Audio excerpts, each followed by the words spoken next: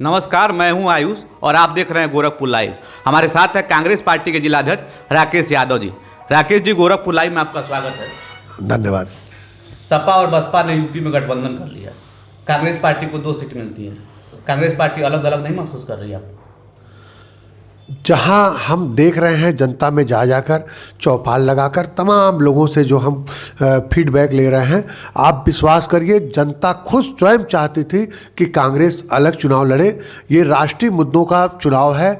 ये कहीं भी इसकी लड़ाई कहीं लखनऊ तक जाके ख़त्म नहीं होती, ये लड़ाई दिल्ली तक जाती है। और दिल्ली में ये सबको पता है, सारे वर्ग के लोगों को पता है कि इस लड़ाई में जो हमारा लोकसभा का होने वाला है 19 में, इसमें 2 पार्टियां ही वास्तव में चुनाव लड़ती हैं, या एक कांग्रेस या बीजेपी। आप गठबंधन के हिस्सा बनना चाहते थे, लेकिन सपा और बसपा ने आपको अलग कर दिया। ये हमारे राष्ट्रीय नेता जाने। अभी हमारे गुलाम नबी आज़ाद साहब ने कहा है कि लोगों ने जल्दीबाजी की, मैंने गठबंधन नहीं तोड़ा, लोगों ने जल्दीबाजी की और ये उनको भुगतना इसलिए पड़ेगा। मैं आपको बता दूं, अभी मैं मुसलमान इलाकों में मेरी मीटिंग थी, वहाँ से मैं सीधे आपके पास आ रहा हूँ कि कोई भी मुसलमान, अगर मुसलमान के से वो करते हैं वोट बैंक के, तो कोई भी मुसलमान इस समय कांग्रेस को छोड़कर किसी को नहीं देगा, क्योंकि वो जानता है कि कहीं ना कहीं अगर हम जिसको भी जिताते हैं, या गठबंधन को जिताते हैं या अदर किसी पार्टी के नेता को जिताते हैं बीजेपी के अलावा, तो वो जाके फिर कांग्रेस के पक्ष में बैठेगी। अगर वो कांग्रेस के पक्ष में बैठती है तो चलिए उनके मकसद कामयाब हुए, लेकिन कहीं किसी विषम परिस्थिति में वो दूसरे पाले में जाके बैठ जाती हैं तो वो अपने आप को ठगा सा महसूस करेगा। इस वजह से डायरेक्ट वो हमसे जुड़ना चाहता है, वो किसी मीडिएटर की आवश्यकता उसको नहीं है। आपको नहीं लगता अकेले लड़ने से मतलब वोटों का बिखराव होगा? कहीं ऐसा नहीं है, ऐसा नहीं है। और कहीं प्रादेशिक स्तर पर ये अगर चीज़ें होती, हमारे विधानसभा में ये होती, तो इसको माना भी जा सकता था, लेकिन लोकसभा में ये टोटल कांग्रेस के पक्ष में लोग मतदान करेंगे, ये हमको उम्मीद भी है और जनता कह भी रही है। उत्तर प्रदेश के मुख्यमंत्री ने कहा है कि कांग्रेस पार्टी के पास कोई नेता नहीं है, इस पर आपका क्या कहना है?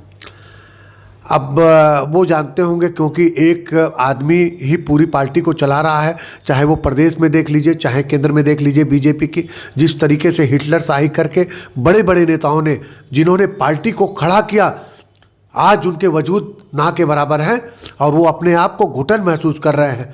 किस तरीके से, जिस तरीके से उनकी उपेक्षाएं हो रही हैं और जिस तरीके से एक पार्टी सरकार चला रही है, मैं आपको विश्वास दिला दूं कि जब उनकी सोच इस तरीके से है तो वो दूसरे पार्टी में, हमारा जो है लोकतंत्र में वो है, हम लोग साथ मिलके काम करते हैं और हम कोई बड़ बोली वाली बात नहीं करते, ज़मीनी स्तर पे हम काम करते हैं और जनता से लगातार हमारा जुड़ाव रहता है।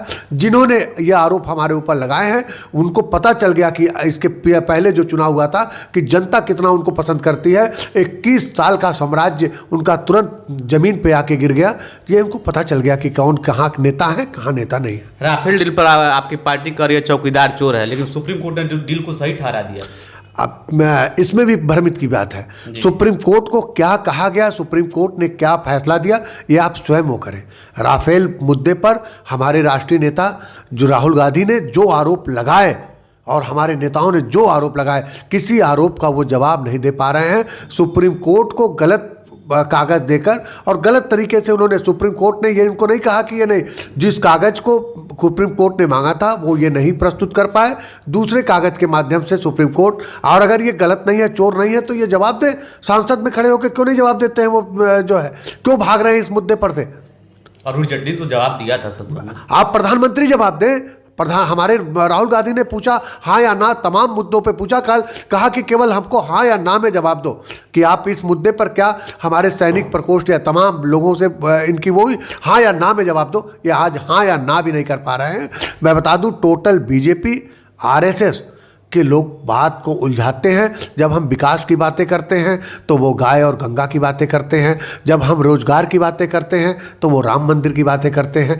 इस तरीके से भावनाओं से खेल कर सत्ता हासिल करना इनको अच्छी तरीके से आता है, लेकिन जनता जान गई है कि अब वो भावनाओं में बहने वाली नहीं है। विकास के नाम पर वो वोट देगी, रोजगार के नाम पर वोट देगी, वो महिलाओं के सुरक्षा के नाम पर वोट देगी। वो कदापि और कदापि हिंदू मुस्लिम मंदिर मस्जिद इस पर वो वोट देने वाली नहीं है। 10% सामान्य वर्ग को आरक्षण मिला, आपकी पार्टी स्वागत तो करती है लेकिन इसे चुनावी जुमला कहती है, इस पर आपका क्या कहना है? देखिए, स्वागत चुनावी जुमला क्योंकि हमको विश्वास नहीं है कि जिस पार्टी ने इसको वो लागू किया है उस पर ऊपर विश्वास नहीं है, क्योंकि इसके पहले तमाम ऐसे उन्होंने वादे किए थे 15 लाख रुपया रोजा देने का, महंगाई कम करने का, भ्रष्टाचार कम करने का, महिलाओं की सुरक्षा की बातें, बेरोजगार खत्म करने की बातें।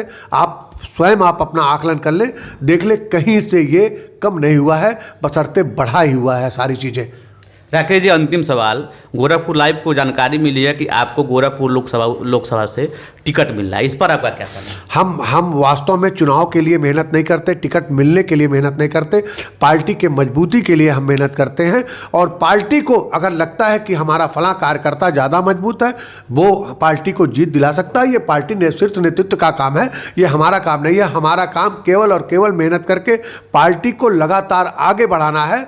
पार्टी का जो भी आदेश होगा वो हमारे सारे कार्यकर्ता और स्वयं मैं भी अक्षर से उसका पालन करूंगा और कोशिश करूंगा कि हमारे जो भी कैंडिडेट जो भी हों उनको ज़्यादा से ज़्यादा मत दिलाकर उनको जीत के नज़दीक पहुंचाकर, या जीत, क्योंकि विषम परिस्थितियां हैं, तमाम परिस्थितियों को देखकर हम पहले ये नहीं, हम डिंग हाँकने का काम नहीं करते कि मैं जीत जाऊंगा, लेकिन हमारी स्थिति पहले से बहुत अच्छी होगी, ये मैं आपको बता दूँ। राकेश जी, गोरखपुर लाइव से बात करेंगे, धन्यवाद। थैंक यू, धन्यवाद सर।